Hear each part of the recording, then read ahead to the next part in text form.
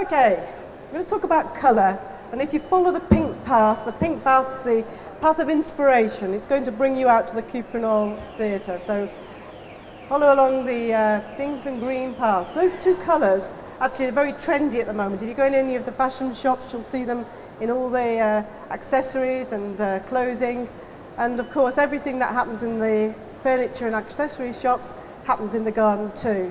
Unfortunately, nature's very kind and creates lots of flowers and lots of foliage in those shades, so you can create similar effects in your own garden.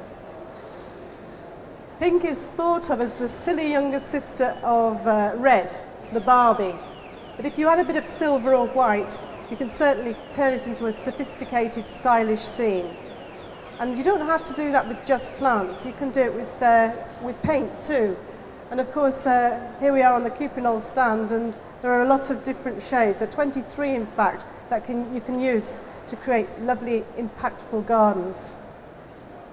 A few slides here show creating a kind of traditional English cottage garden look, and combining it with a few floral fabrics and possibly positioning it near a perennial border. You can certainly get the impression of living in the country, even if you're in the middle of the town. The same goes with the green bench, and the colours that we're using are the wild thyme, the sage, the sort of subtle shades of green rather than just the really deep dark colours that you maybe find in the majority of your evergreen borders. So it's going to stand out against any of the backdrops that you've got in the foliage garden. Painting the shed, you don't need to have a brown shed. I think brown in the garden is used sparingly. It's a natural colour, and if you paint your fences brown, they will stand out. And the idea a lot of the time is to have them receding so that the plants and the objects that you want to look at stand out more. So my adage is never have a ginger fence. It's not very nice. Paint it black, paint it dark colours, and let the plants stand out. Or if you want to add something else to the boundary, add some trellis and paint it a lighter shade, like the country cream that we've been using on the trellis around the gardens here and on the picket fence. Putting a picket fence in front of a tall black fence will also give you that impression of depth, so it's worth doing.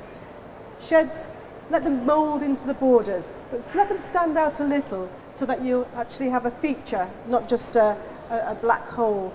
And talking of black holes, painting anything purple, dark mulberry shades, or even planting plants with evergreen leaves or deciduous plants like the smoke bush with purple leaves will just look like black holes if the light is poor or if they're in a shady spot.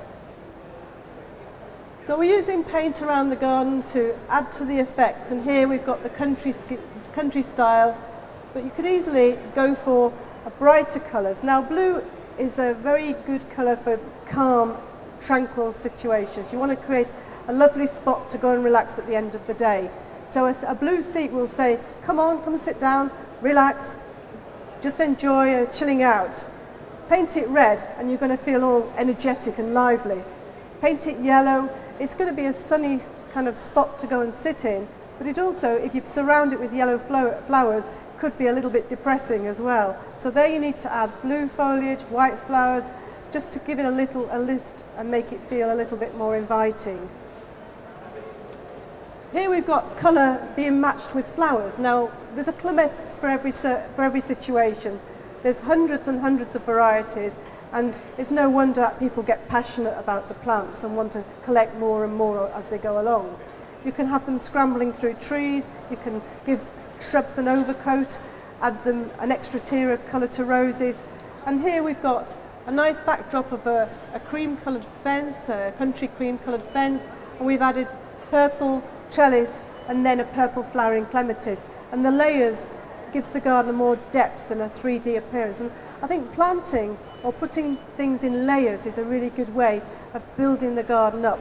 Think ground cover, then a perennial level, then a shrub level, and then if you've got space, trees.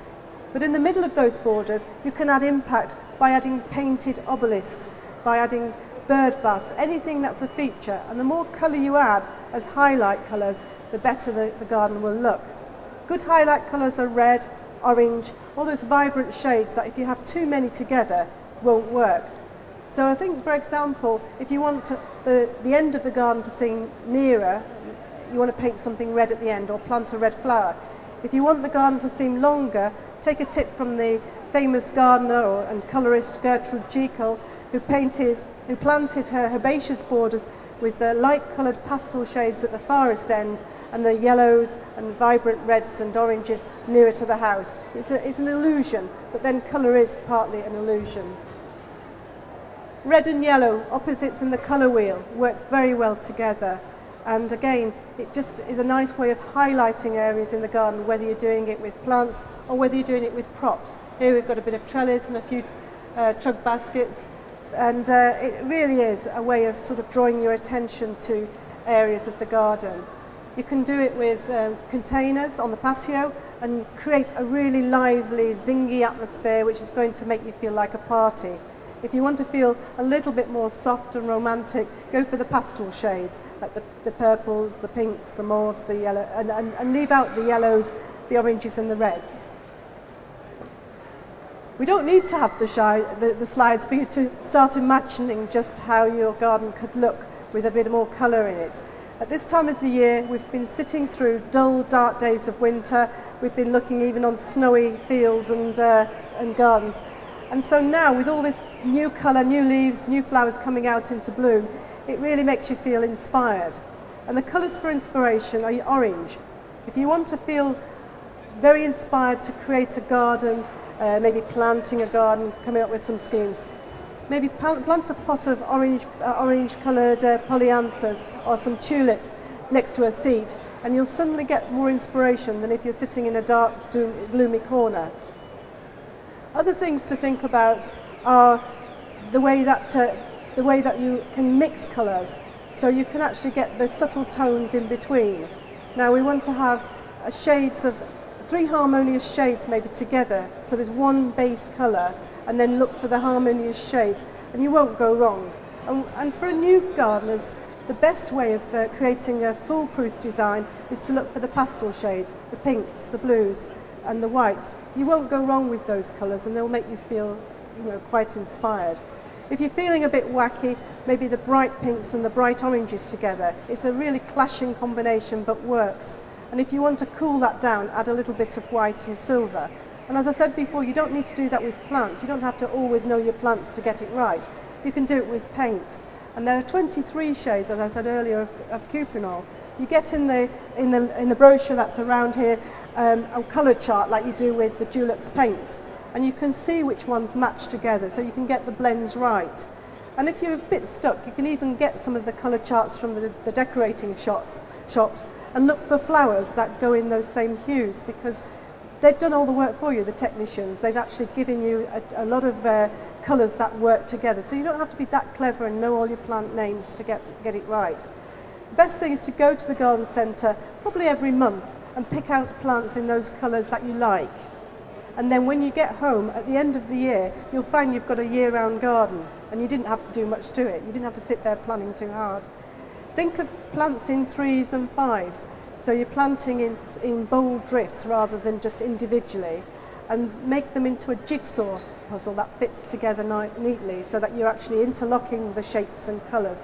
And soon you'll have a garden that's starting to look a bit more like those you see at the big flower shows. I think this sort of show is excellent for giving you clues, and here in the cuprinol stand you can see how just 2 or 3 shades have all worked very well together. You've got a lovely sitting area where you can see how tables and chairs have been painted, and the soft fabrics and furnishings and flowers that work very well together make you feel relaxed. It's time for tea. So that's the sort of scheme you want to create, a lovely, comfortable setting in the garden this summer where you can party with bright, vibrant colours like the zingy, limes, the oranges, the lemons, where you want to feel relaxed in a cool, tranquil oasis, or you want to feel nice and sort of relaxed and time for tea with your friends and family. So I hope you get lots of inspiration from the show, and I'm around if you want to ask any questions.